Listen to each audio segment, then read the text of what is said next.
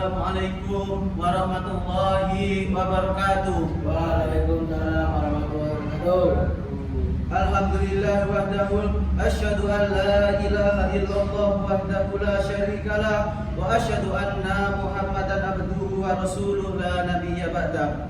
Allahumma sholli ala sayyidina Muhammad wa ala alihi wa sahbihi wa man wa ila amma ba'du. Fa ya ibadallah usikum wa iyaya bittaqwallah. Qala Allah ta'ala ya ayyuhalladzina amanu taqullaha haqqa tuqatih wa la tamutunna illa wa antum muslimun. Hadirin yang saya muliakan, dalam 10 menit ke depan saya akan menyampaikan khutbah dengan judul Sabar dalam Doa. Sebagai pijakan saya sampaikan dalam surat Maryam ayat 1 sampai 4 yang berbunyi Kaf ha ya ain shad. Dzikru rahmati rabbika 'abdahu Zakaria idh nadahu rabbahu bidnidaan khafiyya qala rabbi inni wahana al-'azmu minni wasta'ala ar-ra'su shayban wa lam akun bidu'aika rabba syaqiyya, yang artinya penjelasan tentang rahmat Tuhanmu kepada hambanya Zakaria, yaitu tatkala ia berdoa kepada Tuhannya dengan suara yang lemah lembut, ia berkata, wahai Tuhanku, sungguh tulangku telah lemah dan kepalaku bersinar dengan uban, dan aku belum pernah kecewa dalam berdoa kepadamu, wahai Tuhanku. Ayat ini bercerita tentang doa Nabi Zakaria alaihissalam, salah satu nabi dari Bani Israel. Ayat ini dimulai dengan Kaf ha ya ain shad, yaitu kumpulan huruf yang tidak ada maknanya. Hanya Allah yang mengetahui artinya. Tapi menurut Abdullah bin Mas'ud radhiyallahu an, 4 huruf itu adalah singkatan dari nama-nama Allah, yaitu Kaf Malik, yaitu Maharaja, Ha Allah, dan Ya Al-Aziz Maha Perkasa, dan Shad Al-Musawwir Maha Pemberi Rupa.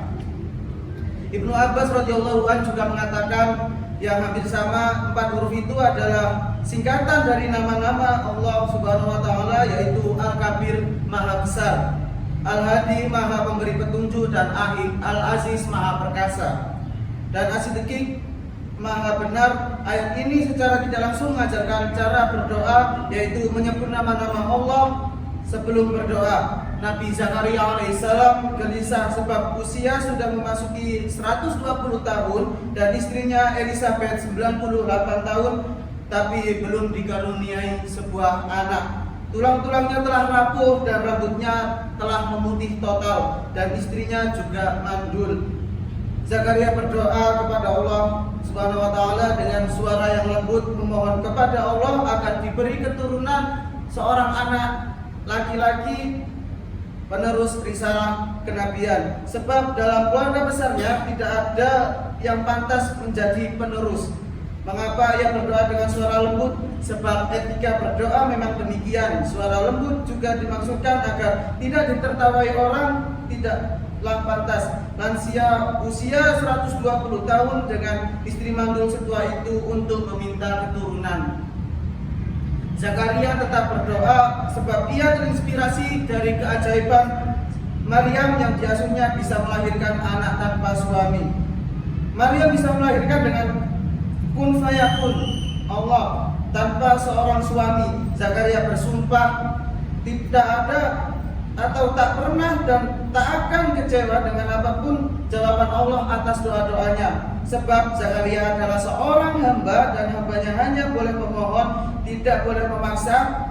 Seorang hamba harus tunduk kepada Allah, bukan sebaliknya, menundukkan Allah dengan kehendaknya. Hadirin yang saya muliakan, ternyata Allah benar-benar mengabulkan doa Zakaria ketika ia sedang sholat dalam keadaan mihrab, tempat yang dibangun untuk ibadah. Malaikat memberitahunya bahwa Allah akan memberi keturunan laki-laki yang bernama Yahya. Peristiwa ini juga sekaligus petunjuk secara tidak langsung bahwa orang yang berdoa yang paling makbul adalah ketika sholat. Dan malaikat juga amat suka mendekati orang-orang yang sholat.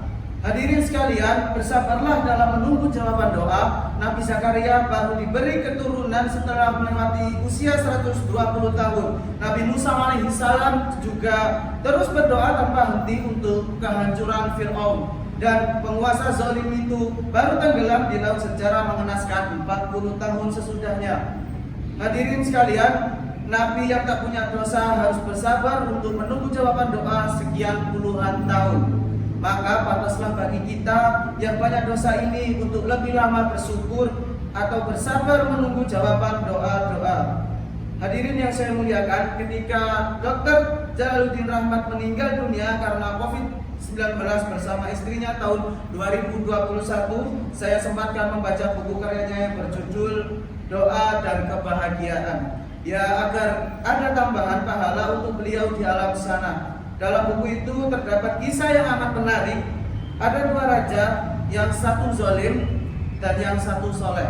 Suatu hari, raja yang zalim itu terkena penyakit dan menurut tabib obatnya hanya satu, yaitu ikan X. Tapi sayang saat itu tidak musim pada masanya, sehingga tidak ada harapan hidup bagi sang raja. Pada hari yang lain, raja yang soleh kena sakit juga dan obatnya yaitu satu, ikan yang sama, dan saat itu muslim keluarnya ikan jenis itu. Ternyata raja yang zalim sembuh sebab Allah menyuruh malaikat untuk mengirim ikan itu untuk keluar walaupun di luar musimnya.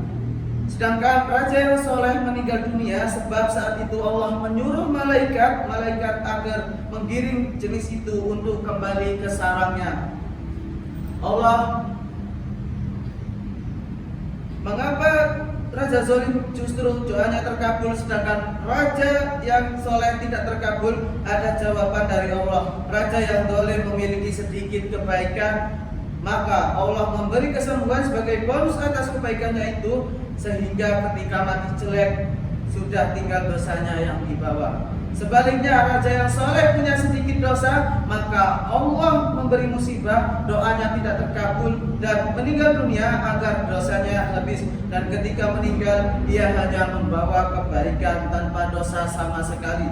Hadirin, orang-orang yang banyak dosa segera dikabulkan doanya sebab Allah tidak senang mendengar rintihannya. Sedangkan orang-orang yang soleh, Allah tidak mengabulkannya doanya agar terus berdoa sebab Allah senang mendengar orang-orang yang dicintainya.